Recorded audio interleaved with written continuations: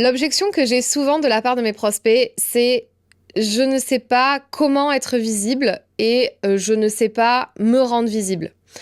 Ok, la question c'est est-ce que c'est vraiment ça le truc en fait qui se cache? Est-ce que c'est pas plutôt est-ce que t'as pas peur de te rendre visible? Et en fait, parce que si tu fais les bonnes actions, je veux dire, ça va suivre. Tu vas forcément faire des actions en rapport avec la visibilité beaucoup plus et surtout avec des actions de je suis visible mais je suis aussi authentique.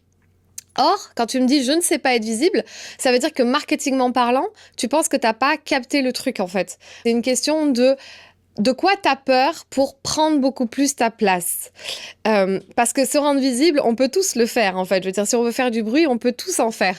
On aura les actions qui vont forcément venir. Si on a envie d'avoir un article dans la presse, on va contacter la presse pour avoir notre tête en tête d'affiche avec un truc sur nous. Si on veut se faire inviter dans un podcast, on va aller toquer à la porte des podcasts. Mais en fait, c'est quelles actions tu fais déjà pour te rendre visible? En fait, tout ça, c'est des mécanismes d'auto-sabotage qui font que tu te rends pas en fait visible aux yeux des autres parce que tu mets plein de choses en place qui ne sont pas bonnes.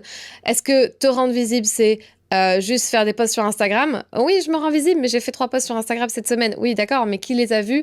Combien t'as de taux d'engagement? Avec qui t'as connecté cette semaine? Avec qui t'as parlé?